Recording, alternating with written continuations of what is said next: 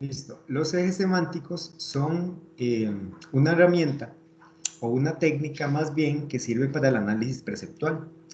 ¿En qué nos vamos a enfocar en esta última unidad del curso? En algo que vamos a llamar la apariencia esperable de un producto. ¿Qué se supone que es la apariencia esperable? Es esa expectativa que tenemos nosotros cuando imaginamos al producto cuando vemos al producto acerca de cómo es. Es esa imagen que tenemos ya guardada en nuestra mente que nos dice que un producto tiene una forma específica, con colores específicos y tiene tantos componentes y tiene tal tamaño, tal peso y está resuelto de tal material. ¿Van comprendiendo el concepto de imagen de producto? Sí, profe. Perfecto. Entonces, debido a que todos tenemos ya amplio bagaje y conocimiento con una gran cantidad de productos, pues tenemos expectativas de cómo son. Entonces, si de repente nos lanzan al mercado una pantalla, ¿verdad? Una pantalla plana, que resulta que ya no es rectangular, sino que es perfectamente cuadrada, es probable que eso nos genere algún grado de resistencia. Ahora, ¿por qué motivo? Porque la mayor parte de las pantallas tienden a ser más bien rectangulares y tienden a ser rectangulares porque ese es el formato de la filmación en cine generalmente. ¿Ok? Eh, si de repente hay una pantalla cuadrada, ¿ustedes la sentirían tan atractiva como para pagar 1.000.000 de colones por ella? No. No, profe, Puede ser, es parecería decir, los teles viejos. Hasta exactamente, tele viejo. Sí, daría como un aire diferente, por así decirlo. exacto. Y también que uno podría plantearse que no se vería como la imagen tan panorámica, o sea, no. Sí, o sea. Exacto. Que cuando veas la imagen panorámica se te va a hacer así súper chiquitica para que quepa en pantalla. Sí, exacto. Ajá, y que con el telecuadrado, cuando haces el zoom para poder ver la película, te perdes todos los lados de la película porque solamente encuadra el centro.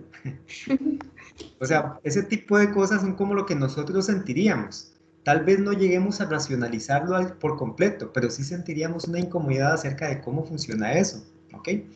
Entonces, noten lo importante que es conocer cuáles son esas características que tienen los objetos, ¿verdad? Que te ayudan a comunicar su utilidad y a comunicar lo que se llama el mensaje formal declarado. El mensaje formal declarado es aquello que dice al objeto más allá de su utilidad. Es decir, nosotros podemos ver una pantalla y vamos a una tienda de electrodomésticos, por decirles algo, importadora Monge o Goyo, ¿verdad? Y están las pantallas en exhibición y todas son pantallas. La imagen de producto es clara, todas son pantallas. Sin embargo, cada una de ellas tiene un mensaje formal que es diferente y algunas van a lucir más tecnológicas que otras y algunas van a lucir más caras que otras. Y uno llega, digamos, al lugar y nota esas diferencias. O, por ejemplo, en el caso de los teléfonos celulares o de las computadoras. Igual, uno llega a un punto de demostración, un punto de venta como en Walmart, que están a la vista de todo el mundo y podemos tocarlas y todo el asunto, y podemos notar cuáles son las más chuzas y cuáles no son tan chuzas. ¿Ok? Porque ellas, con su configuración, con sus formas, con sus colores, con sus texturas, nos emiten esa serie de significados, esa serie de mensajes. Entonces, la apariencia esperable, digamos que tiene dos áreas, ¿ok? Una que tiene que ver con la comunicación de qué es el producto a través de su forma, que nos dice, nos da el mensaje, yo soy una computadora. Y otra parte que tiene un mensaje fino, ¿ok? Que indica, yo soy una computadora con apellido, cara, barata, tecnológica, de avanzada, etcétera.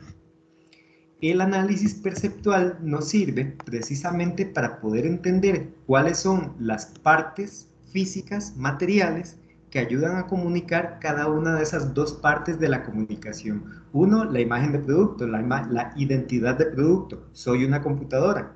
Y dos, lo que vamos a llamar más adelante, la frase semántica. La frase semántica es el mensaje formal declarado, es lo que el producto está diciendo más allá de su utilidad. Además de decir, yo soy una computadora cara, soy una computadora chusa, soy una computadora exclusiva, soy una computadora barata, soy una computadora para trabajar o soy una computadora para rajar. Que sí existen esos mensajes declarados dentro de los diferentes productos que podemos encontrar en el mercado. ¿Van comprendiendo hasta aquí? ¿Tienen alguna duda hasta el momento? No, profe. Por mi parte, todo claro. Vamos bien, profe. Perfecto. Entonces, este es uno de los temas fuertes cuando se diseña, porque el apartado perceptual, en términos de la apariencia, queda muy sujeto a los gustos y preferencias de las personas.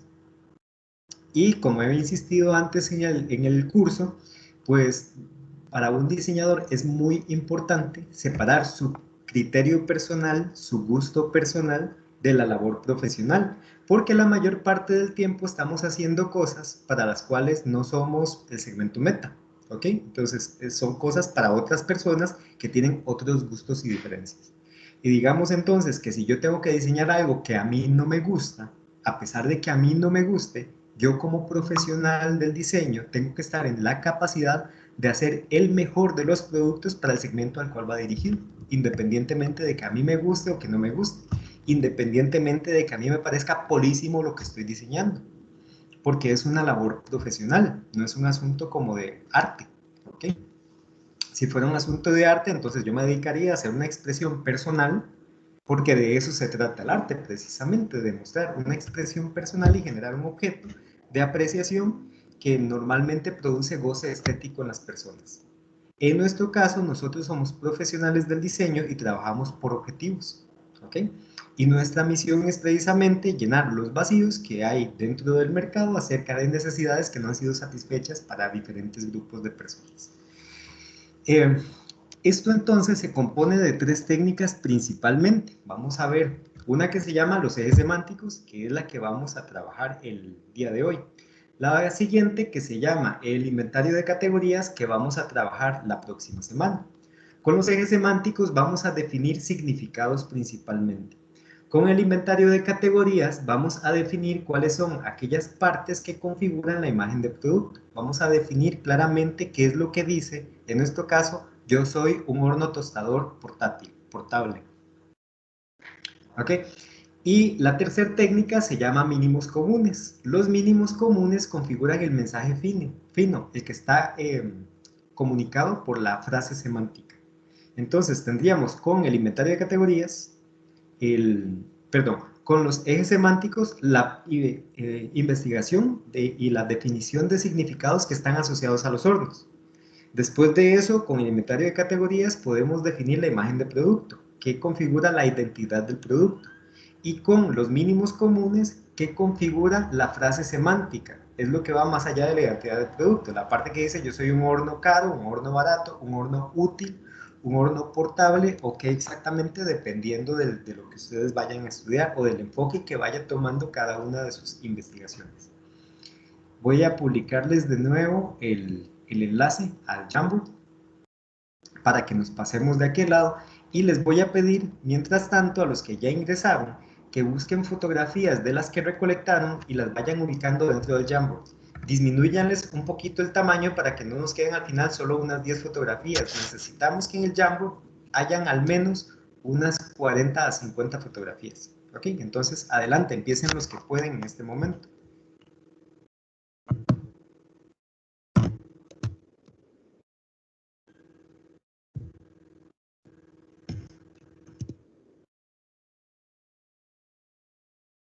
Yo les voy a compartir pantalla para que quede en la grabación de la sesión.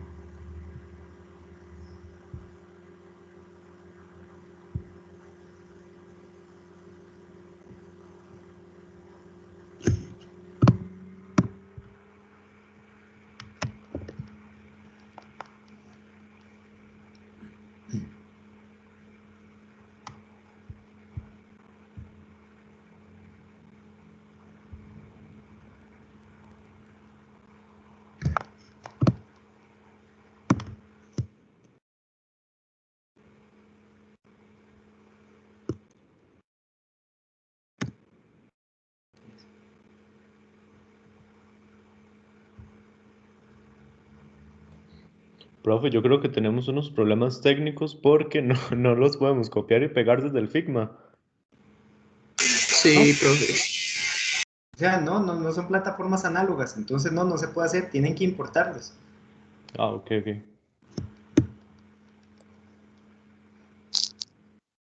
Creo que se puede dar clic derecho, copiar como PNG en Figma. Probalo a ver entonces, tal vez sí se pueda.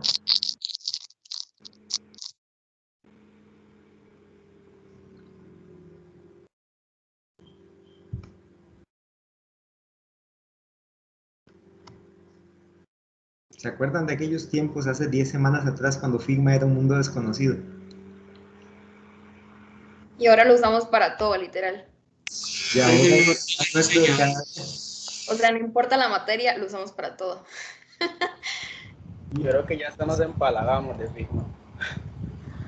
Y digamos, ustedes se toparon con Figma en el mejor momento de la vida. Antes sí era utilizado por los chicos, pero principalmente por los más avanzados en la carrera.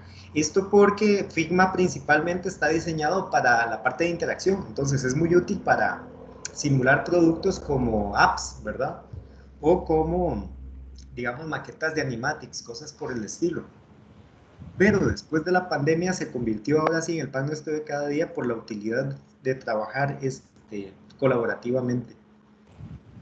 Y además de eso, funciona bastante bien para los informes. Es lo suficientemente flexible para lograrlo. Muy bien. Profe, Señor, lo malo es que lo de los 3 intentos, yo no sé si antes estaba eso, profe, que ahora Figma cobra después de como el tercer documento que uno hace. de veras. Sí, yo Sí. tampoco sé si eso estaba.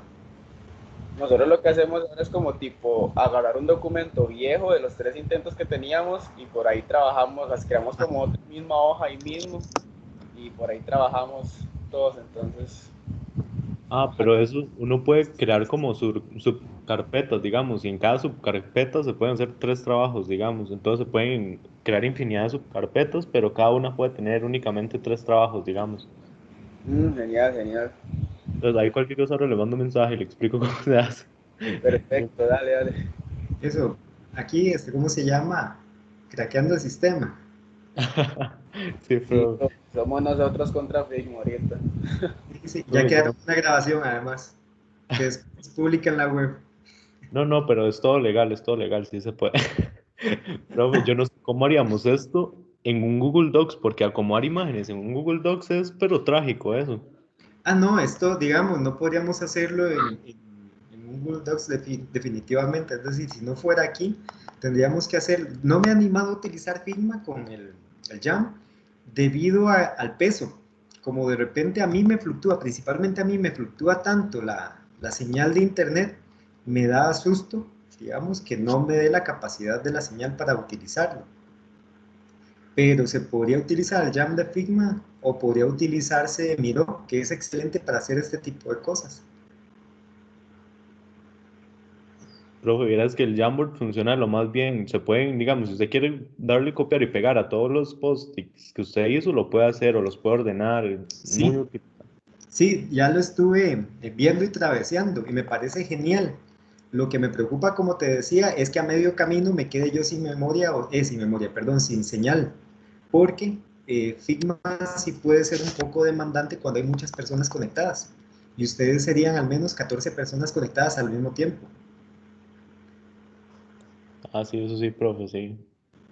Sí, sí, este otro en cambio es tan básico que también ahorra mucho en términos de recursos. Entonces, por eso prefiero, por el momento, por prudencia, seguir trabajando con el Jamboard de Google. Listo, chicos, vean. Aquí tenemos ya bastantes, 2, 4, 6, 12, 6 por 6, 36, y ya tenemos cerca de 40 imágenes, y no es que un toquecito más. Y tenemos una muy buena variedad de hornos. Entonces, vean, lo primero que tengo que decirles es que los ejes semánticos son una herramienta, una técnica que, igual que todas las técnicas, uno la amolda a sus necesidades. Si, por ejemplo, estuviéramos trabajando con una consigna que dice que vamos a trabajar con hornos que emitan el mensaje de sofisticado, entonces desde un principio nos olvidamos de todos los demás hornos. Cuando uno busca el vocabulario visual, busca exclusivamente los que emitan ese mensaje. En nuestro caso, queremos hacer una investigación un poco más diversa. Por ese motivo, yo no les puse ninguna condición con la recolección del vocabulario visual. Pero incluso el vocabulario visual tiene que diseñarse en conjunto con la técnica. tiene que diseñarse, es una expresión para decir, tiene que seleccionarse en función de la intencionalidad que tenga el proyecto. Nosotros lo que queremos es ver qué elementos configuran la imagen de producto, pero para conocer cómo hacerlo lucir menos anticuado que los que saqué y tienen en este momento. Porque el que tenemos en la portada del enunciado sí parece que es de hace unos 10, 15 años atrás. Y ahora hay que averiguar cómo remozar esa línea de hornos. Entonces, ya que sabemos que esa es nuestra intención, desde que estamos buscando el vocabulario visual, pues lo correcto es buscar aquellos que luzcan al menos actuales, y de actuales hasta lo más modernos que sea posible, ¿ok? Para poder comprender cómo o qué cosas hay que cambiarle al horno actual para traerlo al 2021.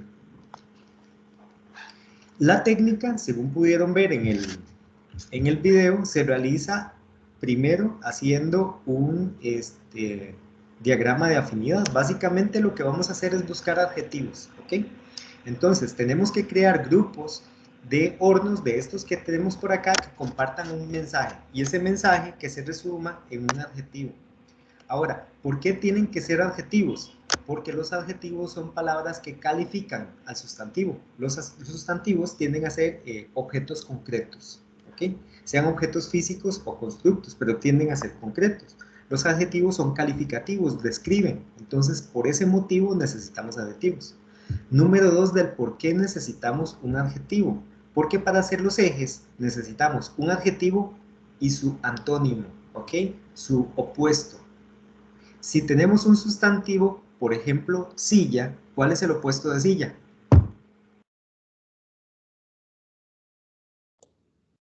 Y no tiene, bro.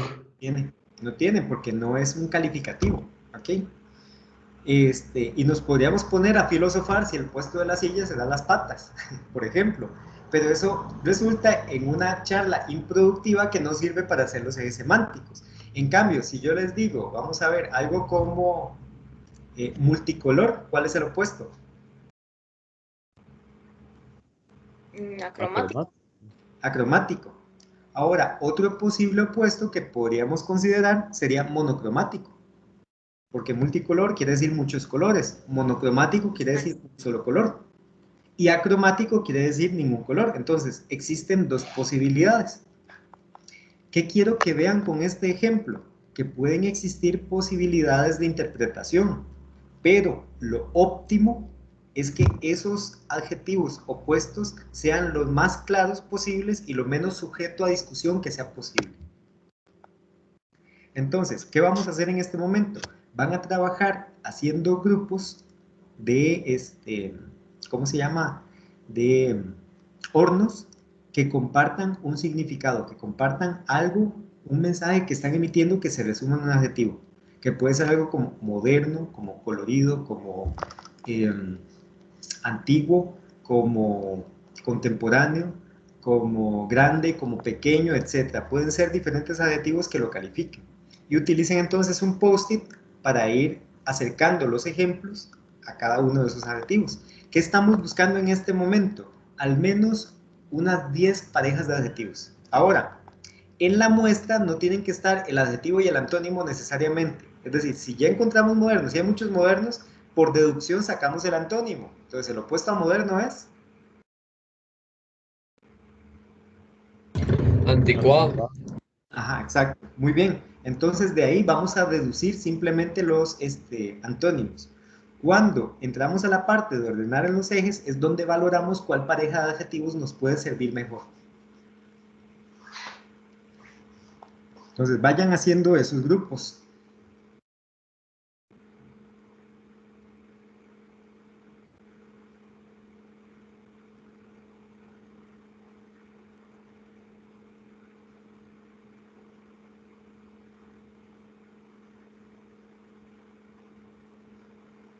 Noten, por cierto, cómo el diagrama de afinidades TOA se utiliza para todo sirve.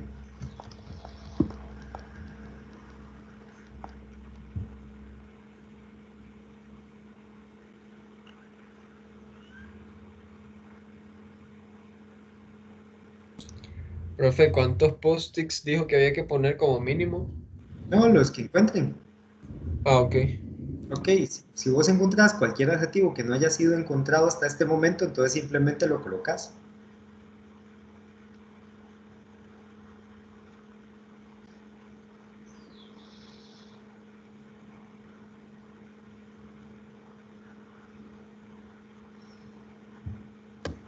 Profe, ¿y si un mismo horno puede ir en dos categorías?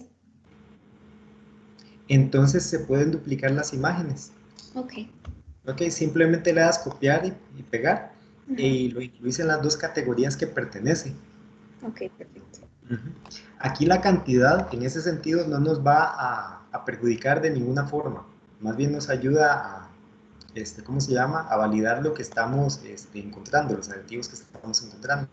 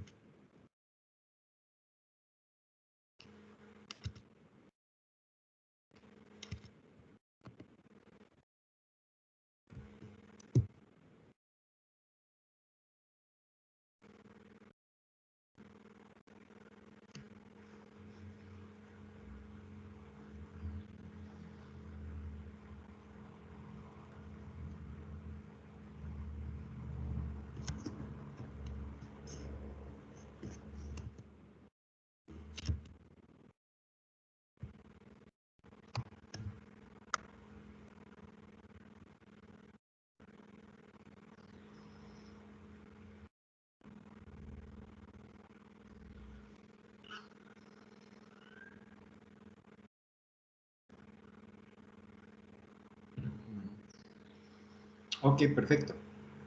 Ahora, ya tenemos 2, 4, 5 posibles adjetivos. Agarren sus post-it, los ponemos del lado izquierdo del tablero, conservamos esos nombres y vamos a hacer un segundo barrido, un segundo intento de diagrama de afinidad intentando buscar algunos otros significados posibles.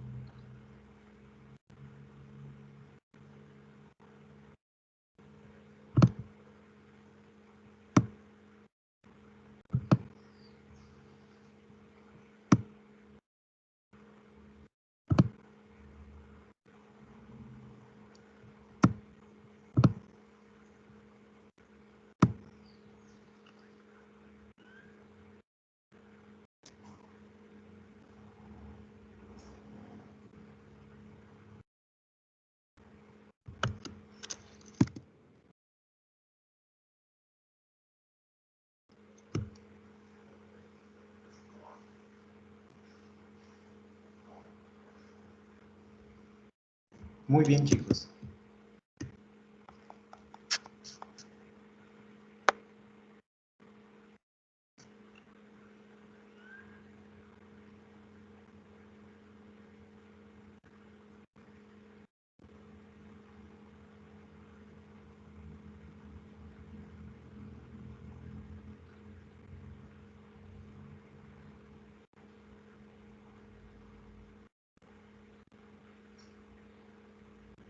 Y recuerden, si alguno calza en dos grupos, simplemente lo duplican sin problemas.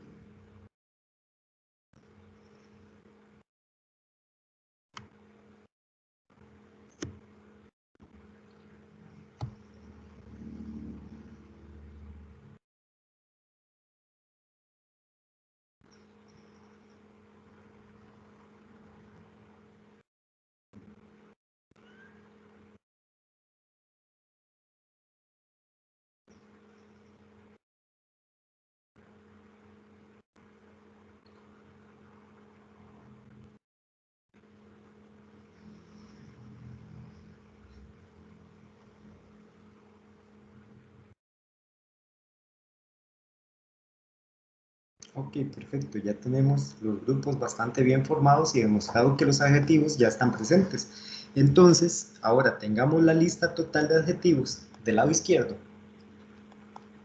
Ok, y vamos colocando en cada post-it junto con el adjetivo su opuesto. Por ejemplo, en el caso de pequeño estaría grande. En el caso de colorido podría ser monocromático o podría ser acromático. Y así sucesivamente. Las imágenes las conservamos ahí porque las vamos a seguir utilizando.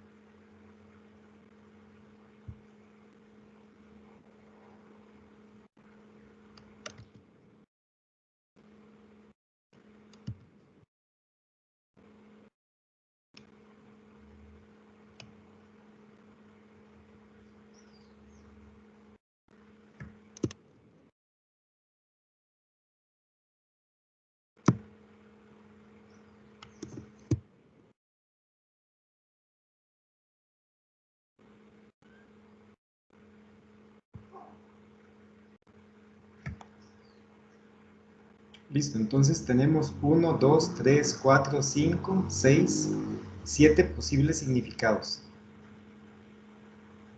Ajá, muy bien.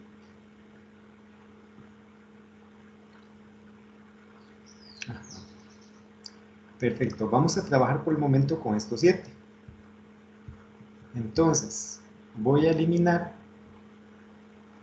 no, ya sé, vamos a cambiar de color a estos post-it para hacerlos verdes, para empezar a probar cuáles de los adjetivos podrían servirnos para, ¿cómo se llama? Para hacer la distribución en los ejes semánticos. Entonces, ¿qué sigue después de esto? Validar los adjetivos para ver qué tan útiles son dentro de la técnica de ejes semánticos. Esto se hace valorando, digamos, qué tan bien podemos distribuir en una línea recta los ejemplos del vocabulario visual. ¿Comprenden, chicos?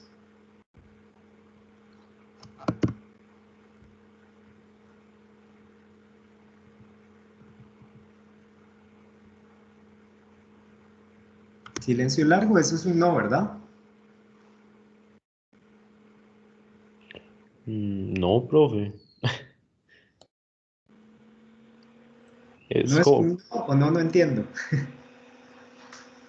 vamos a agarrar como 2 y 2. Vamos a ir validándolos uno por uno, ¿ok? Una pareja, uno por uno me refiero a cada pareja de adjetivos.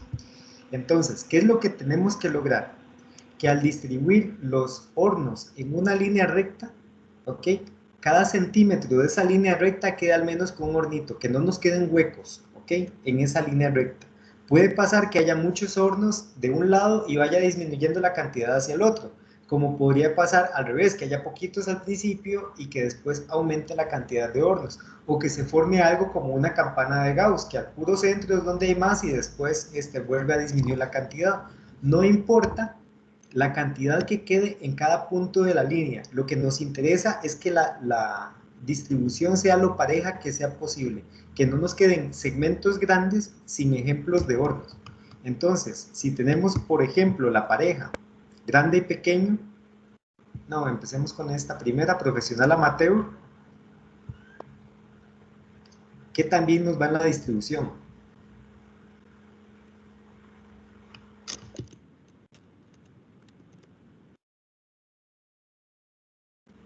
Vamos a tener profesional del lado izquierdo y amateur del lado derecho.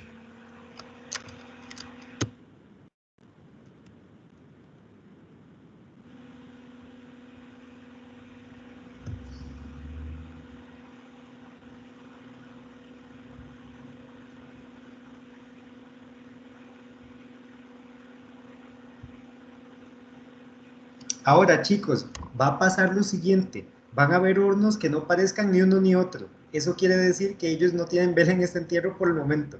¿Ok?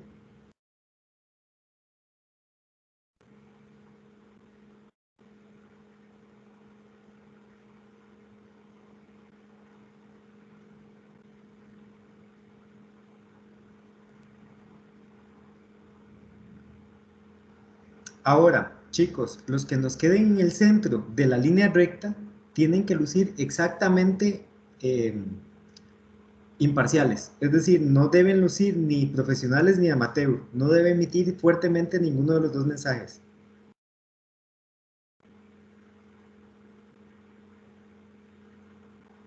Debe tener un significado neutro.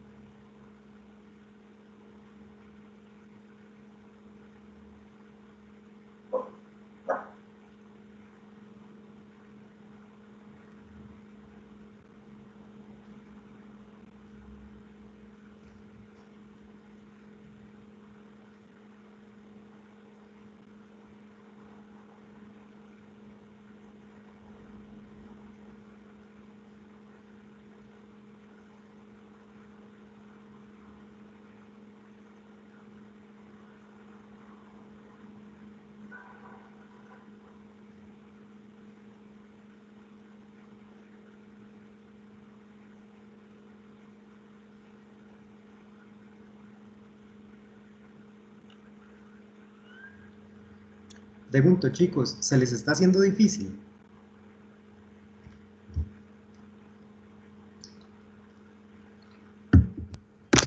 Más o menos, profe. ¿Cómo? Más o menos. Más o menos. ¿Qué ves difícil en este momento? Como organizarlos, porque es que veo que hay varios que están repetidos. O un ejemplo, hay algunos que la verdad, o sea, digamos, no sabría amateur a qué se refiere, la verdad. No sé si me explico.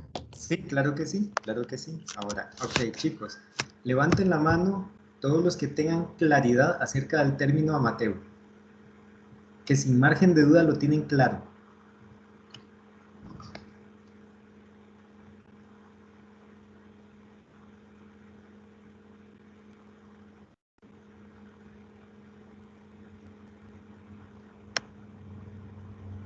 Ok, noten que hay pocas manos levantadas. Ahora, esto es uno de los retos más grandes cuando se hacen ejes semánticos. Número uno, el definir los significados. Porque ¿qué va a pasar en este momento?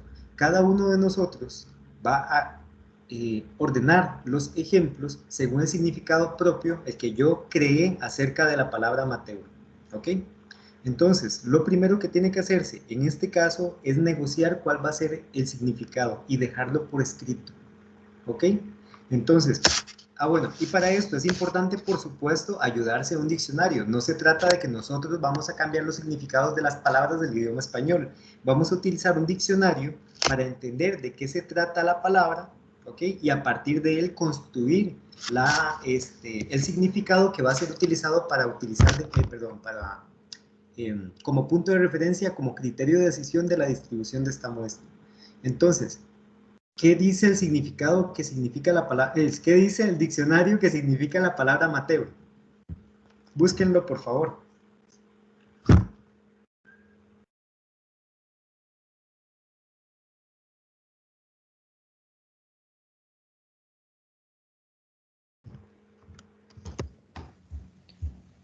Es como hacer algo como por afición, no profesionalmente, por así decirlo, como dice que practica por placer una actividad, generalmente deportiva o artística, sin recibir habitualmente dinero a cambio. Ok, perfecto. Entonces, podríamos construir ese significado considerando que amateur va a ser un horno que sea percibido como para alguien que va a hacer cosas por diversión. ¿Ok? Sí, Alguien que no es cocinero. Como exacto. para uso personal. Ajá, Y como algo no más tanto casero que profesional. no como Ajá. producción industrial o algo así. Sí. O que vas al Walmart y compras este pan precocido y entonces en la tarde lo metes en el hornito para tomar pancito, para tomar café con pancito fresco. Exactamente. ¿Ok?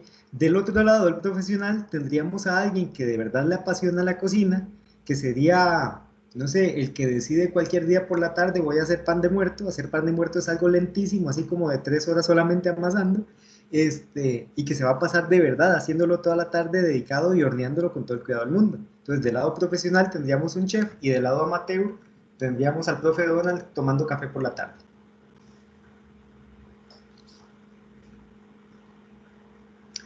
Ya vas comprendiendo un poco mejor entonces cómo definir la imagen de los, o más bien, cómo distribuir la muestra sobre esa línea. Carlos, Sí, profe. Entonces, digamos, en el trabajo tendríamos nosotros que especificar esto significa esto, ¿no? exactamente, Ok. exactamente. Ustedes como grupo, es que además, es que son 5 personas. Verás que esto se complica mucho cuando en el vocabulario visual emergen palabras como sofisticado, ¿ok? O como, porque vamos a ver, cada persona tiene una construcción propia acerca de lo que considera sofisticado. Y entonces, cuando distribuyen los ejemplos, tienen muchos conflictos porque nunca saben dónde ponerlo. Lo que yo he notado con esa palabra en específico, la traigo a colación porque es como siempre la manzana de la discordia, es que la mayor parte de la gente no tiene claridad de que sofisticado significa principalmente simple. ¿Ok? Entonces, por eso es necesario, digamos, como grupo, discutir los significados para que todos estemos vibrando en la misma frecuencia de dónde y por qué estamos colocando las diferentes imágenes en el lugar en el que lo estamos haciendo. Ok, parece que este nos puede funcionar. Este mismo experimento que acabamos de hacer es lo que tiene que hacerse con cada uno de los significados que tenemos dentro de esta lista, ¿ok? Ahora, ¿cuáles vamos a seleccionar?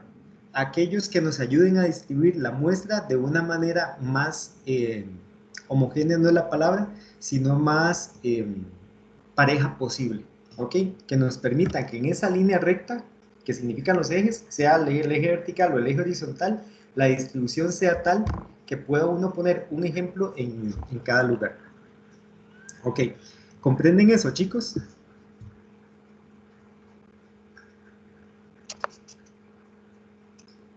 ¿Vamos bien hasta ahí? No, profe, no comprendí bien.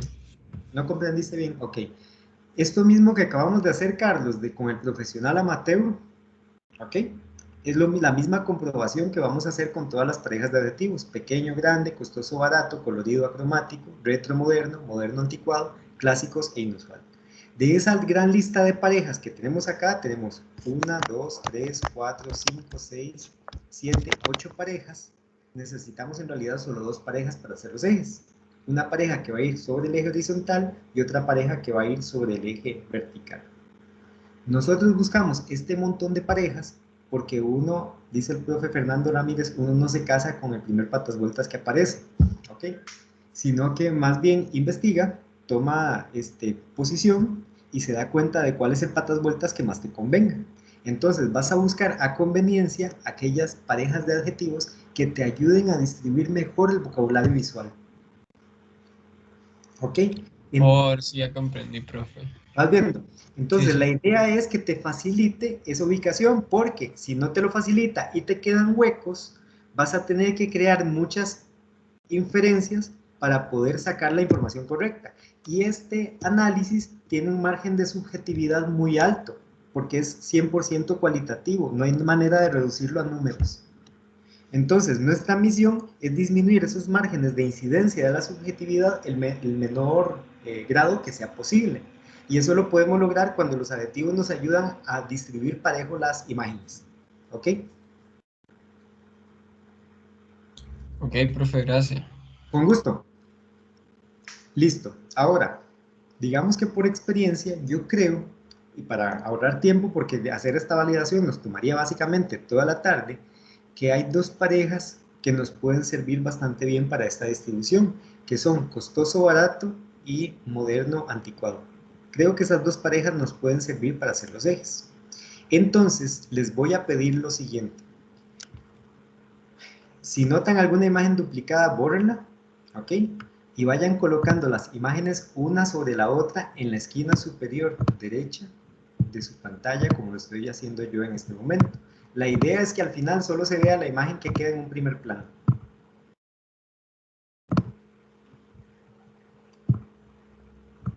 Para que no tengamos ya este desparpajo de imágenes por todo lado.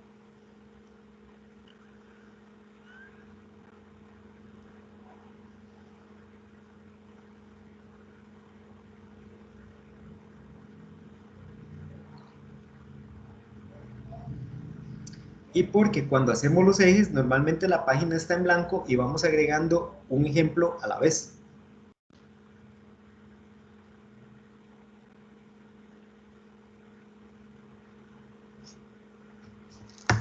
Ay, no tengo mouse. Tal vez pueda con eso.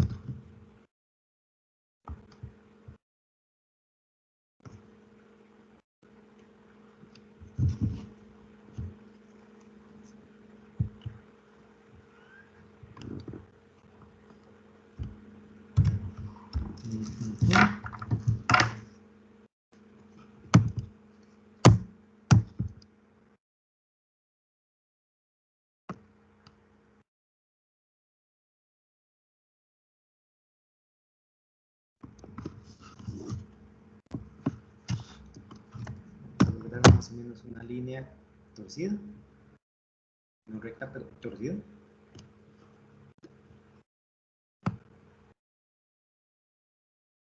Listo.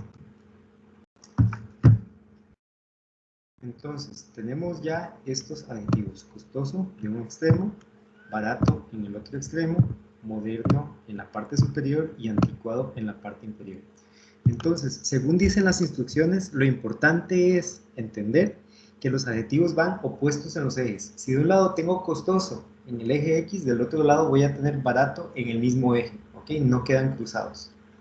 Aquí también me sirve para explicar por qué no pueden ser sustantivos. Si yo tengo del lado derecho un sustantivo como podría ser parrilla y del otro lado un sustantivo como podría ser perilla, ¿qué pongo yo aquí en medio? Si los tengo que distribuir por orden de cambio de significado. No hay forma de saberlo. En cambio, sí podríamos tener mayor noción de algo que no luzca ni costoso ni barato, que luzca, digamos, de precio medio, precio adecuado. Eso es lo que iría en este sentido. Entonces, es importante que sean adjetivos opuestos, porque si no, en la mitad del eje se nos da un cruce de variables muy difícil de solventar, de hecho, imposible de solventar, y eso, por supuesto, conlleva que el análisis perceptual quede invalidado. ¿Qué sigue en este momento? Ir colocando imagen por imagen, ¿ok? En el lugar donde consideremos, pues que calza. Entre más moderna sea, más queda en la parte superior del eje Y, ¿ok? Entre más anticuado se sienta, se perciba, se va a ir la parte inferior del eje Y. Entre más costoso lo percibamos, va a estar más hacia el lado izquierdo en el eje X. Y entre más barato lo percibamos, va a estar más hacia el lado derecho del eje X. Entonces, procedan a ir colocando una a una las imágenes, según su parecer, ¿ok?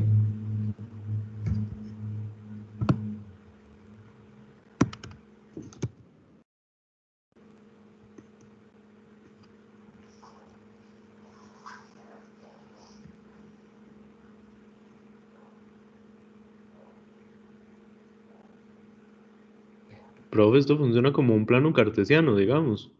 Exactamente igual, con la misma lógica de un plano cartesiano en el cual estás dibujando una función exponencial.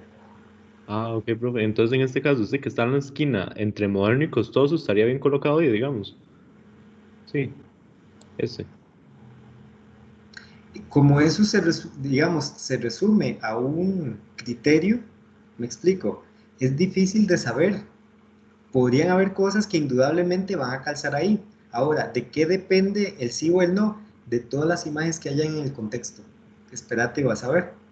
Ah, ok, ok. ¿Ok?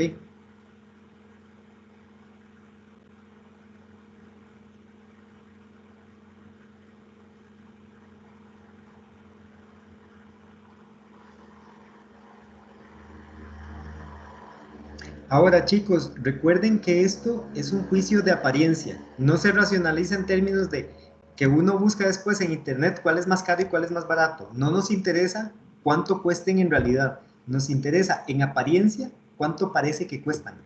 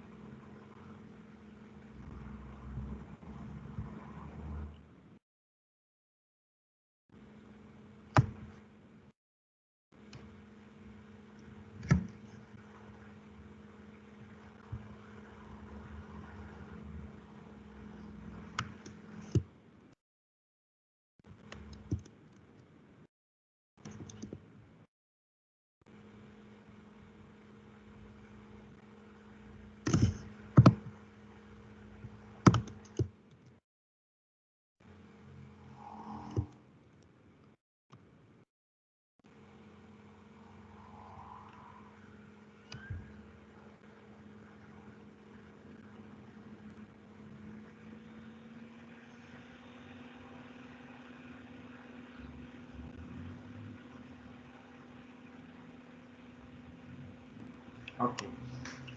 Paremos un toquecito, chicos, en este momento para hacer una evaluación de lo avanzado hasta el momento y para ir describiendo la complejidad de la técnica, es decir, las cosas que van a resultar difíciles de conciliar a veces. Vamos a ir, voy a hacer un zoom, denme un toquecito. Tengo un 62% o 100%, entonces tal vez un poco más. 200, perfecto. Y me voy a ir a esta zona, la zona donde está la mitad. De este lado, del lado izquierdo tenemos costoso, del lado derecho tenemos barato. Arriba tenemos moderno y abajo tenemos, ¿cómo se llama? Antiguo era, anticuado. Listo. Por ejemplo, entre este y este otro, ¿cuál de los dos luce más costoso?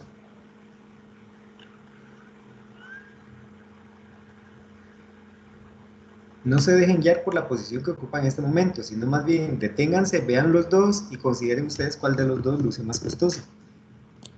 Profe, yo siento que el de la izquierda, como tiene más cosas como bancados metálicos y así. Para mí se ve más costoso el de la derecha. Okay. Ahora, pregunta para ambos dos, ¿verdad? ¿Qué tanta es la diferencia de costo entre ellos? ¿Es algo considerable o es apenas que uno cuesta un poquito más? Ah, no, yo diría que un poquito más, si acaso, que son muy Sí. similares. Ahora, ¿ese poquito más hace que se pasen de cuadrante por completo? No, no creo. Listo, ven ese detalle. Este está del lado en donde estaría básicamente lo barato. Y este está del lado donde está lo costoso. Y yo diría que ellos dos están como así. ¿Comprenden? Que están muy cerca el uno del otro en el eje X. ¿Comprenden eso, chicos? Sí, profe. ¿Sí? ¿Y el resto? Sí, Levanten sí, la profe. mano, por favor, si van comprendiendo.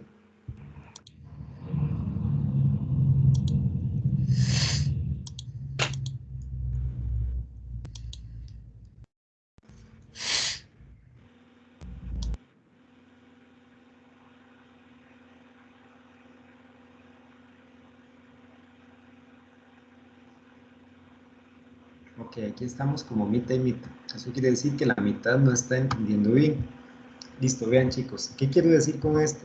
Se van a topar con ejemplos que tienen una cualidad perceptual similar con respecto a una pareja de activos, en este caso el costo. Es decir, yo no noto una gran diferencia en el costo percibido entre estos dos. Sí puede haber una diferencia, pero no es tan alta como para que estén tan lejanos el uno del otro. ¿Ok? Eso quiere decir entonces que hay que mover alguno de los dos. Pero en el momento en que yo mueva a uno de los dos, afecto a todos los que están alrededor, a todos los que están dentro del contexto. Porque si este está ubicado aquí, estaba afectando de alguna manera a todos los demás. En el momento en que yo lo corra para acá, viene la pregunta clave. ¿Este que tengo aquí abajo luce más o menos costoso que este que acabo de poner aquí arriba? Este de acá.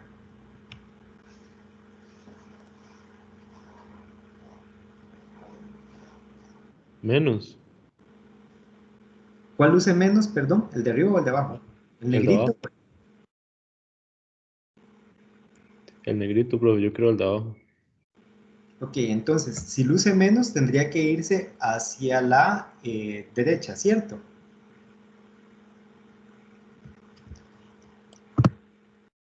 Sí, Y profe. adivinen qué pasa con todos los demás una vez que este lo corra. Afecta a todos los demás, hay que moverlos también. Exactamente. Cada ejemplo nuevo que vamos introduciendo en los ejes semánticos y que vamos colocando en un punto, tiene que ser valorado en su contexto. Es decir, en el contexto en el cual lo estoy poniendo. Y ver que todos los que estén alrededor tengan características similares, porque están justo a la par. Por tanto, yo sé que si alguno va a estar al lado derecho, tiene que lucir un poco más costoso al menos. Y que si está al lado izquierdo, tiene que lucir menos costoso. Si está en la parte de arriba, tiene que lucir más moderno. Y si está en la parte de abajo, tiene que lucir más anticuado. Ahora, entre este que acabo de mover y este otro que moví también, ¿cuál de los dos luce más anticuado? ¿El negrito o el rojo?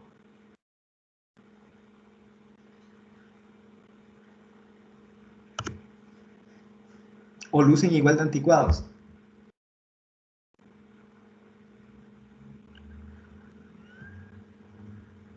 Yo veo el rojo, profe, como más anticuado.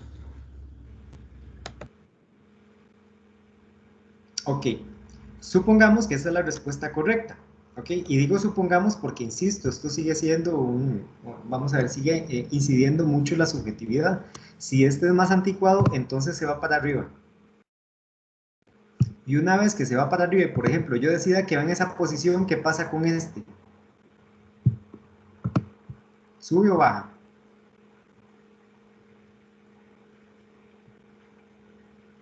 ¿Qué opinan, chicos? Queda en medio de los dos. Digamos que queda como por ahí, ¿ok? Ahora, el punto es este. Esto se vuelve muy complicado porque cada nuevo ejemplo que estamos metiendo va a influir en la percepción de todos los que están alrededor, ¿ok? Y eso hace necesario que cuando metemos un nuevo ejemplo, es decir, cuando ya hay cierta cantidad de imágenes, más de 10 por ejemplo, y metemos una nueva imagen, este afecta a todos los que tengan alrededor y que entonces yo tenga que estar moviendo para allá y para acá las imágenes. ¿Entienden eso, chicos? Sí, profe. Ahí nosotros tendríamos que poner las 50 imágenes. Sí y no. ¿Qué quiere decir esto? Que podría ser el caso de que las 50 imágenes estén presentes, pero la mayor parte del tiempo hay imágenes o que no están repetidas exactamente, sino que hay hornos que son muy parecidos. Entonces no merece la pena tener 3 imágenes de hornos que básicamente son iguales.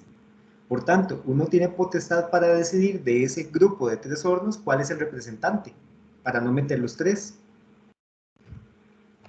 Sí, sí, yo como por cuestión de espacio y eso. Y no solo eso, es que no aportan mayor información nueva. ¿Ves? Por ejemplo, si tenemos en consideración este hornito que tengo por acá, vamos a ver si hay alguno que se le parezca. O más bien, en la muestra que tenemos, busquemos hornos que sean similares. Ve, estos dos, por ejemplo. Profe, pero un ejemplo. Con los tres que estábamos viendo anteriormente, los que son rojo, el negro y el que es rojo con negro, al Sí, nosotros poner el que está en medio más a la derecha, estamos diciendo que es más barato que los otros dos, es ¿no? correcto. Es correcto. Ah, Entonces, ok. habría que buscarle el lugar adecuado. Ahora, esto hay que hacerlo con suficiente espacio para que no nos pasen estos traslapes, porque entonces se deja de ver lo que hay debajo y se deja de percibir bien la identidad del producto. Permiso, les decía, vean por ejemplo estos dos ejemplos que tenemos acá, ok, el rosado y el celeste. Digamos, ¿qué pérdida tengo si yo quito uno de los dos? Porque los dos tienen una imagen similar retro, los dos lucen suficientemente baratos, los dos tienen dos perillas, los dos tienen una puerta con una agarradera única, uno tiene una agarradera metálica y el otro una agarradera que parece como de plástico curveado. Entonces, siendo que comparten tantas características y además los dos tienen hasta un color de baja saturación, nosotros podríamos decidir conservar uno, ¿ok? Solo uno. ¿Por qué motivo? Porque el otro, si lo conservamos, no nos da mucha más información. Entonces, uno puede depurar el vocabulario visual y eliminar aquellos ejemplos o que son difíciles de distribuir. Si son difíciles de distribuir, no se calienten la cabeza, simplemente los eliminan. Si son difíciles de distribuir, quiere decir que no encajan en los significados elegidos para los ejes, simplemente.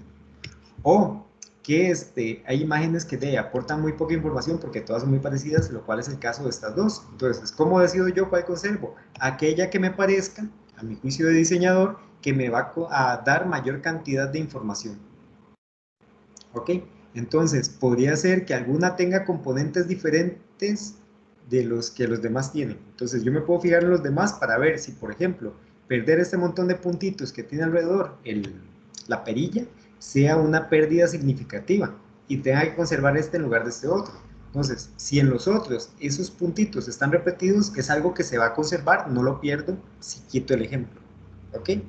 O si me conviene más conservar más bien el rosado, porque tiene una apariencia un poquito más moderna, al menos en esta zona de interacción con las perillas. Las perillitas se le ven más modernas que este otro. Entonces, dependiendo de ese tipo de cosas, ustedes pueden tomar decisión de cuál de ellos es el que hay que conservar. ¿Comprenden?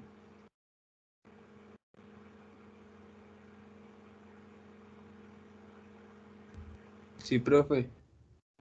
Bueno, Carlos comprende. ¿Y el resto?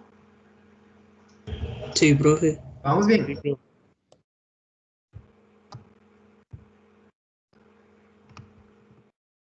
Ok, vean. Una vez que nosotros, o ustedes como equipo de trabajo, ya tienen todas las imágenes distribuidas, lo que sigue es hacer una comprobación vertical y una comprobación horizontal. Esto es para empezar a entender si todas las imágenes están en el lugar correcto. Este es el eje moderno anticuado. Quiere decir que yo puedo ir partiendo por partes y todos los ejemplos que estén alineados con este punto, si lanzo una línea horizontal, tienen que lucir exactamente igual de modernos. Entonces, por ejemplo, si utilizo como punto de referencia aquí donde estoy poniendo la flecha, entero, pues todos los que queden alineados con ese punto en sentido horizontal tienen que lucir igual de modernos. Este que tengo aquí luce igual de moderno que este que tengo acá.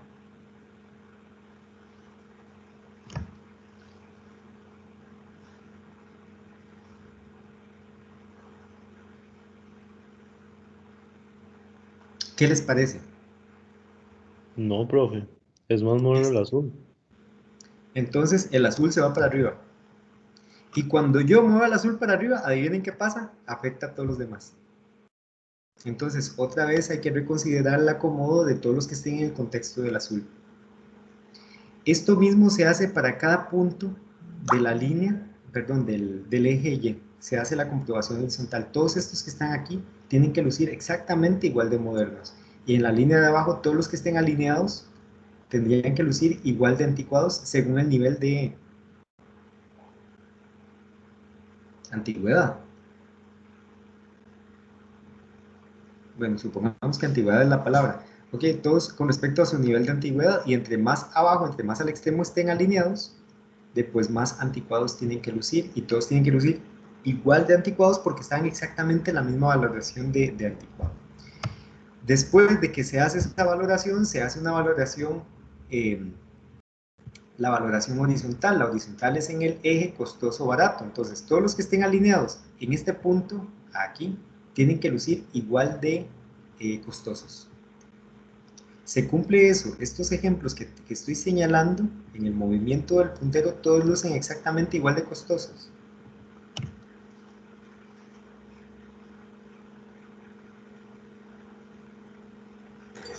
El de arriba se ve un poco más costoso.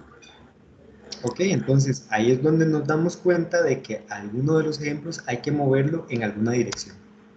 En justa teoría, después de hacer la comprobación horizontal y la comprobación vertical, ya tendríamos los ejemplos en un lugar bastante preciso. ¿Ok?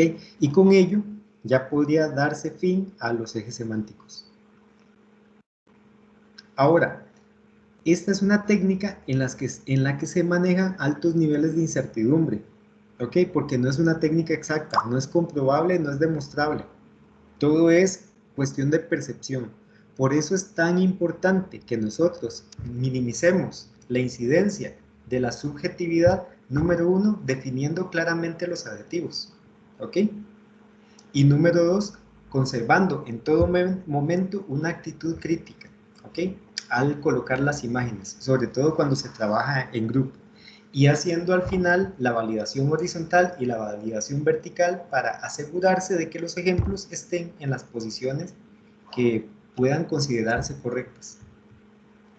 Va a suceder de fijo que cuando yo les evalúe, yo no voy a estar de acuerdo con 2 que 3 ejemplos. Eso no es un desastre, ¿ok? Eso no les baja la nota muchísimo por el alto nivel de subjetividad que puede incidir en el desarrollo de la técnica. Entonces, si nosotros estamos de acuerdo en la mayor parte de las fotografías, la nota va a estar bien. Si tenemos una sola fotografía, por ejemplo, que está aquí y debería de estar en este cuadrante, no hay ningún problema siempre y cuando sea una sola fotografía.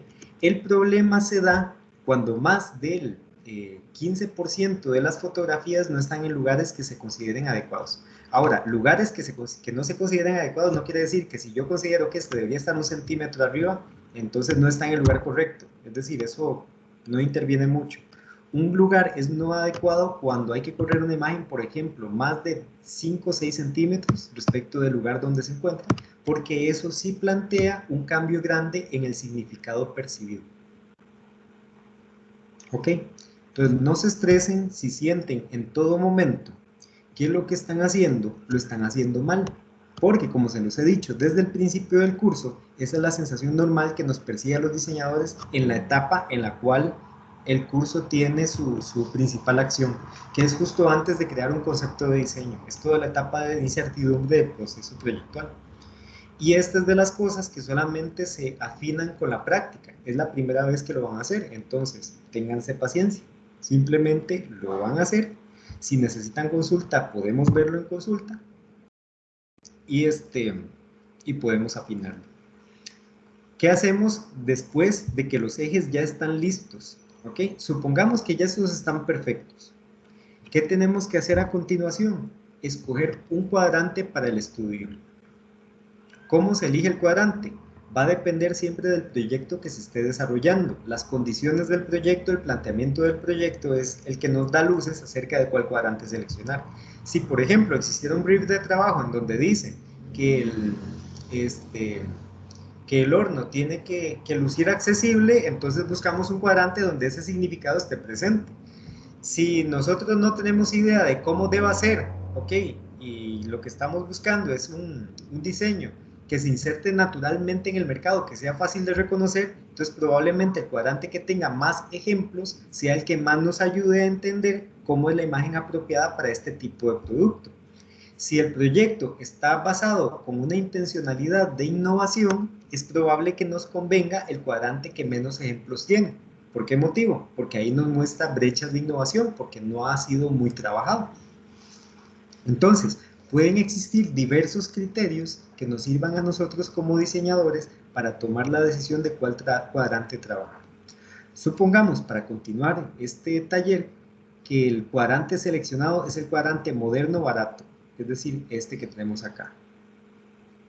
¿Qué sigue después de esto? Definir una frase semántica. La frase semántica es una combinación de dos palabras, generalmente adjetivos, no necesariamente tienen que ser adjetivos, ni necesariamente tienen que ser solo dos palabras, que nos ayudan a entender y a comunicar cuál es esa nota, por así decirlo, esa identidad, ese algo que va a tener el producto que lo va a distinguir de todos los demás, que va a hacer que nuestro horno sea, por ejemplo, moderno extremo, ¿ok? O que sea sofisticado moderno, o que sea, etc. La frase semántica se saca del cuadrante que fue seleccionado porque se considera que ese cuadrante tiene todas las características perceptuales que debería de tener nuestro ejemplo, nuestro producto, el que vamos a diseñar. Entonces, si yo les pidiera a ustedes de este cuadrante que tenemos aquí, moderno, barato, ¿qué significados están presentes? ¿Qué me dirían? Se vale repetir los que ya tenemos acá, porque estos significados, por supuesto, están aquí presentes. Pero la idea es profundizar en los que no hemos visto, que no nos servían para los ejes semánticos, para poder entonces definir la frase semántica. Anoten entonces en post-its rosados cuáles podrían ser los significados que están presentes dentro de este cuadrante.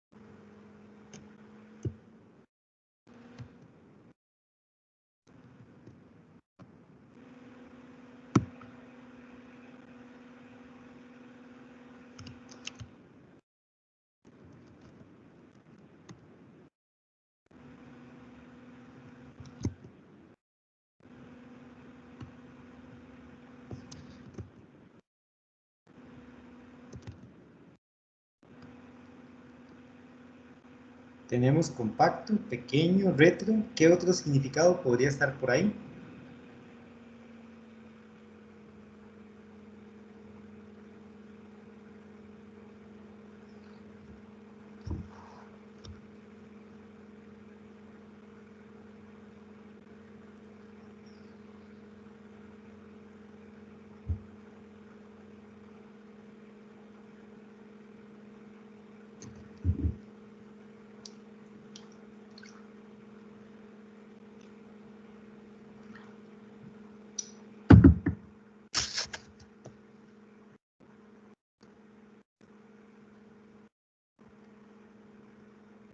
Muy bien.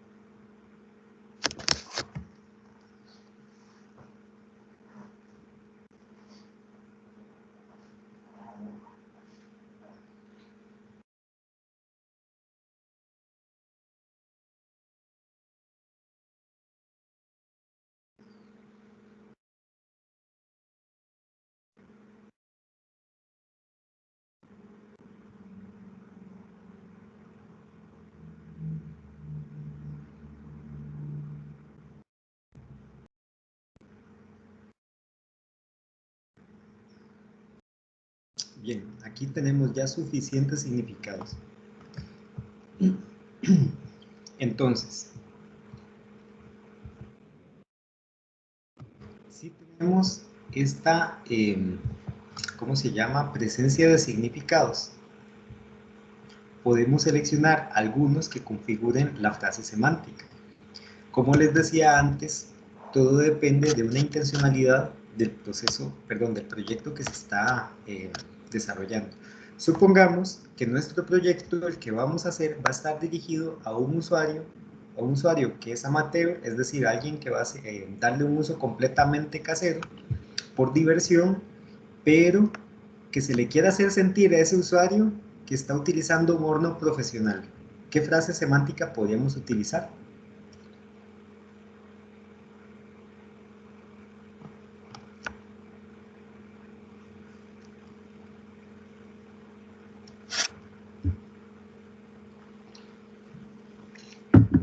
Chicos, se vale batear, no se preocupen. Y si quieren pueden escribirlo en el chat. Es decir, como un término medio, por así decirlo. Supongamos que lo que pasa es que a mí me gusta hornear mi pan del Walmart, pero yo quiero sentir que cuando lo saque del horno soy todo un profesional. Y si se dice como semiprofesional o algo así, no sé. No, porque me dejas a medias con mi deseo. Yo no quiero un horno semiprofesional, yo quiero sentir que soy un pro. Yo quiero sentirme el chef Gordon cuando abro el horno. ¿Comprendes? Sí, sí. Ve, estás haciendo un aporte súper valioso porque uno tiende al principio como a racionalizarlo y tu lógica es impecable, es decir, si lo que queremos es un horno para alguien amateur que quiere sentirse profesional, el punto intermedio entre estas dos cosas es semiprofesional, pero eso no nos soluciona el problema, porque lo que queremos es que esa persona amateur, después de que abra el horno y saque su pancito de Walmart, sienta de verdad que es un chef. Entonces, si le damos un horno con apariencia semiprofesional, no cumplimos sus expectativas, lo dejamos a medias también. Ok. ¿Y cuál sería como no sé, como la cualidad diferenciadora? Como que es menos costoso. Y si es menos costoso es... Ok, o sea, porque es que si es algo profesional, va a ser Ajá, más costoso, evidentemente, que algo, digamos, un listo, artefacto amateur, muy ¿verdad? bien, Y si, digamos, queremos que sea como que se sienta de ese feeling, ¿verdad? De profesional, pero no sea profesional como tal. listo. Entonces, la apariencia tendría que ser amateur y ya diste la otra palabra. ¿Cuál es la característica que tienen los profesionales? ¿Lucen? Dije algo, ¿no? Sí, sí, dijiste, menos caro. Y yo te dije, menos caro es. Menos caro de ahí, no sé, más barato. Ok, listo. Costoso. Costoso, eso. Dijiste que los profesionales lucen costosos. Ah, sí, sí. Costoso y profesional no es lo mismo. Sí, no, no, no. Pero Sí, digamos, es como una pero característica implicada en lo profesional. Eso de fijo. exactamente.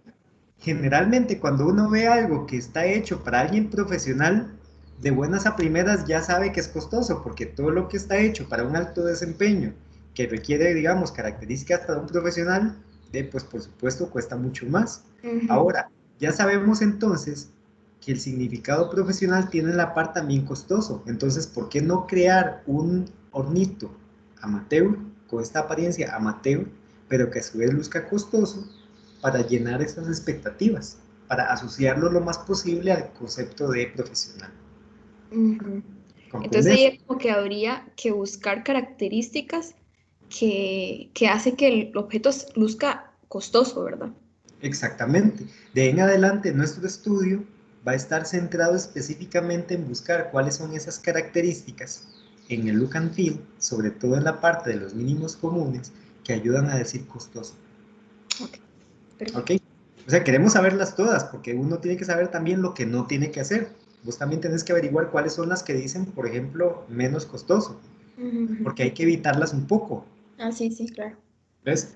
Entonces, no es que solamente te enfocas en unas características, normalmente las conoces todas por dos motivos. Primero, porque tenés que saber lo que no hay que hacer también, número uno, y número dos, porque eso te llena de aprendizaje que después te ahorra mucho tiempo. Es decir, la próxima vez que vayas a hacer un electrodoméstico, es altamente probable que las mismas características que en un horno digan que es costoso o que es barato en un horno de este tipo, funcionen en un microondas. ¿Ok? Sí. Y es probable que al menos algunas de las características sean trasladables a una cocina independientemente de que sea eléctrica o que sea de gas. Y algunas de ellas a su vez probablemente sean trasladables también a la refrigeradora. Entonces ya una vez que vos hiciste el estudio una vez, te estás llenando de información que te ahorra mucho tiempo después a la hora de investigar, porque ya vos sabrías, ok, listo, es una cocina, para que luzca costosa, tiene que ser de tal material, con tales proporciones, con tal tipo de perillas, con o sin hornillas, con más hornillas, menos hornillas, superficie de vidrio, de plástico, de lo que sea. Sí. Entonces ya eso te da mucha información que además te hace muy hábil después decodificando. Me explico, cuando vos empezás a entender, por así decirlo, el ADN de un hornito como empezás a ver el ADN de todos los demás electrodomésticos. ¿Ok? Pasa como en Matrix. Es como conocer los parámetros que deben respetarse para, Exacto, digamos, exacto. la creación de lo que se está pidiendo, así decirlo. Sí. Y lo importante de lo que vamos a hacer es que nos damos cuenta de cuáles son las características materiales que emiten las sensaciones. Eso que nunca puntualizamos. Sí, de hecho. Ok. Gracias, profe. Con gusto. Chicos, si lo que queremos, si el proyecto está definido en términos de crear un horno, ¿ok? De, eh, vamos a ver, un horno tostador para un restaurante, específicamente para un restaurante, como cuáles palabras de estas nos podrían ayudar para definir cuál es la frase semántica.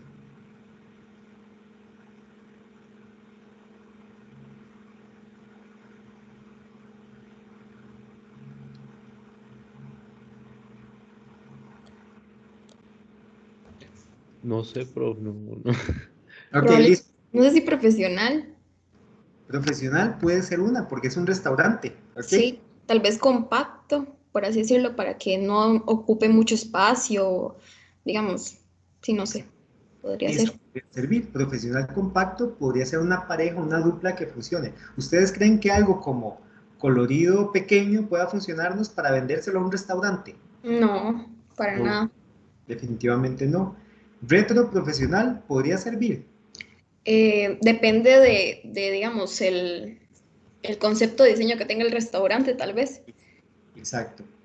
Es cuando ya mete uno una palabra como retro, hay demasiada influencia de gustos y preferencias. Entonces, eso hace que el gran mercado de restaurantes se nos haga así. Sí. Solamente aquellos que manejen ese concepto. En cambio, cuando utilizamos una frase semántica como profesional compacto o como profesional costoso, probablemente el margen de mercado se nos amplíe muchísimo, porque ese podría servirle incluso a los que tengan la apariencia retro. Ujú. Sí, es como más útil. O sea, varios restaurantes podrían utilizarlo sin problema, porque no está Exacto. como tan especializado en algo tan, bueno, tan específico como sería un concepto de diseño así como vintage o retro, lo que sea. Digamos, no Exacto. estaría acorde a lo clásico o o sea, lo que normalmente se Sí. ve, ¿verdad? Sí, supongamos que son restaurantes de comidas rápidas. Si lo hacemos retro colorido, es para que lo tenga solamente Johnny Rocket. Pero si lo hacemos profesional compacto, ahí ya lo tendría Burger King, lo tendría McDonald's, lo tendría, ¿cómo se llama? Subway, lo tendría tal vez KFC, dependiendo de qué producto necesiten calentar, y así sucesivamente. E incluso lo tendría Johnny Rockets. ¿Comprenden? Profe, entonces la frase semántica sale del cuadrante, ¿verdad? Que elegimos nosotros, que hay mayor cantidad de órdenes que representan lo que queremos buscar y por decirlo así, los adjetivos que están implícitos en ese Exacto. cuadrante. Exactamente. ¿Por Ah, qué salen de aquí? Porque este cuadrante lo seleccionamos porque es el más cercano a lo que va a ser nuestro producto. Por tanto, si este cuadrante expresa, tiene los ejemplos que nos dicen, nos indican que es por aquí que va la vía de diseño perceptual de nuestro producto, pues aquí están los significados que hay que emitir. Lo que hay que hacer es sacarlos, preguntárselos al vocabulario visual para saber cuáles son. Ahora, ¿cómo verás? Pueden haber significados diversos, como en este cuadrante. Entonces, después viene ahora sí plantearse como grupo diseñador de cuál mezcla de palabras está más cercana al proyecto que nosotros vamos a desarrollar. Porque podríamos pegarlo a lo grande de la misma forma que la podríamos sacar del estadio por completo. profe, y en ese caso de moderno se podría usar también. Sí, claro, claro. Las palabras que están en los ejes se pueden utilizar. Quiero que escuchen esto, chicos. Si algún grupo se atreve a utilizar como frase semántica los nombres de los ejes, la dupla de nombres de los ejes, tiene malo el trabajo. ¿Por qué creen que haga esto? Porque no se analizaron los significados implícitos que hay dentro de ese cuadrante. Sí, ese es el factor número uno. El factor número dos es que los significados que utilizamos en los ejes no tienen una intencionalidad para orientar el proyecto. Sirven solamente para homogenizar la muestra, para hacer que la distribución de imágenes sea similar en términos de mensajes percibidos. Esa es su función. Entonces, nada nos asegura a nosotros como diseñadores que esa pareja de fijo es la frase semántica. Entonces, es un error considerar que esos dos adjetivos siempre se van a convertir en la frase semántica. No, no funciona de esa manera. Lo normal es que uno de los dos participe en la frase semántica, pero en escasísimas ocasiones la dupla funciona como frase semántica. Por tanto, ustedes pueden utilizar solo uno de los dos y el otro tiene que investigarse dentro del vocabulario visual. ¿Les queda claro?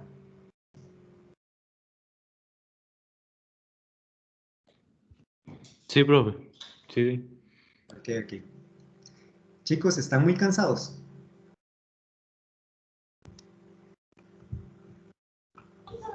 Yo sí. Levanten la mano los que están cansados.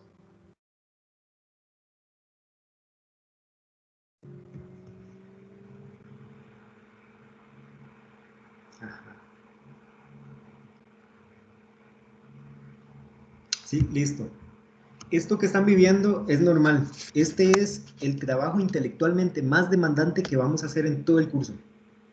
El más difícil de todos fue, por supuesto, el árbol de funciones. Pero no es comparable el desgaste que uno tiene haciendo estas cosas respecto al árbol de funciones. Se gasta más aquí. porque esto implica más labor intelectual, es mucha información al mismo tiempo e implica también mucho tiempo de discusión. Entonces, esto es algo que hay que empezar ya porque necesitamos el cuadrante elegido para la próxima semana. Si no tenemos elegido el cuadrante, no se puede avanzar con la investigación. Entonces, la labor de esta semana es completa, hacer los ejes semánticos y definir la frase semántica, porque lo ocupamos primero el cuadrante para poder continuar con la definición del inventario de categorías. Y la frase semántica la ocupamos para definir los mínimos comunes. ¿Ok? Tengo una mano levantada. De Marisa. No era pregunta. Así la dejé ya. Ok, tranquilo. Pues sí, entonces ya vimos todo el procedimiento. Esto que tenemos que hacer, recolectar el vocabulario visual. A partir del vocabulario visual, definir los adjetivos, que se hace a través de un diagrama de afinidad. Escoger una cantidad de al menos 10 parejas de adjetivos. ¿Por qué son tantas? Porque necesitamos encontrar aquellas que nos faciliten de verdad distribuir esto. Porque la ciencia de unos ejes bien hechos es precisamente escoger los adjetivos. ¿Okay? Una vez que tenemos esa distribución, seleccionar el cuadrante que más nos convenga. ¿Cómo lo vamos a seleccionar nosotros? En este caso, como no tenemos una determinación de proyecto, busquen el cuadrante que más les agrade, es decir, donde ustedes digan, estos son los órganos más chuzos que nosotros querríamos diseñar, escojan ese, porque no vamos a tener criterios para la decisión del cuadrante. Y también porque este es, digamos, de los análisis que hemos hecho, el más placentero porque les permite plasmar la imagen del producto. Es el único que les va a dar algo concreto que enseñar después. Porque uno no puede rajar mucho con un diagrama de sistemas y subsistemas con los amigos. ¿Ok? Pero sí puede rajar con el diseño del microondas. Y esto también se convierte en algo que pueden utilizar después en su carpeta de trabajo como diseñadores. Microondas, perdón, en su caso hornos tostadores. Después de que tenemos el cuadrante elegido, entonces igual elijan la frase semántica que les parece más apropiada y que les gustaría más diseñar, ¿ok? Este proyecto tal vez va a ser de los pocos de la carrera en que lo van a poder guiar por el placer de hacer las cosas, con una única condicionante. Tenemos que hacer, sea como sea, un horno portátil, un horno tostador portable. ¿Ok? ¿Dudas, chicos? Profe, una consulta. El Sí, dime. apartado de evidencias hay que hacerlo. No, no es necesario esta vez hacer el apartado de evidencias. Ok, Si ok, no me profe. equivoco, no está en el En la enunciado. rúbrica. Ujú. Ok, profe. Ok. Ahora, esto no es un entregable. Ok. Por el momento lo que tenemos que hacer es desarrollar y tener la próxima semana elegido el cuadrante y las imágenes para poder continuar con el trabajo. Pero no hay entrega de proyecto porque esta semana y la próxima semana se hace la tarea número 1. Lo que pasa es que se las separé porque necesariamente debemos tener esto listo para poder hacerla de la próxima semana. Profe, me acabo de fijar y en lo que debo entregar si viene anexos evidencias, pero en la rúbrica no viene, entonces... Entonces espérate la de la otra semana, porque esta semana solamente tiene la rúbrica del el análisis semántico. Ok, bro, Sí, es para cualquier cosa irlo haciendo, ¿verdad? Si no hay que hacerlo y pues no, para no recolectar los datos y esto, ¿verdad? Pero, ok. listo. Entonces, chicos, si no tienen más dudas, creo que podemos finalizar acá la sesión de hoy.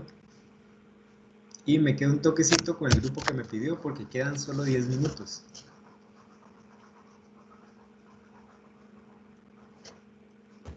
Ok, profe, muchas gracias. Con mucho gusto, que les vaya muy Bien. bien. Hasta luego. Hasta luego. Gracias.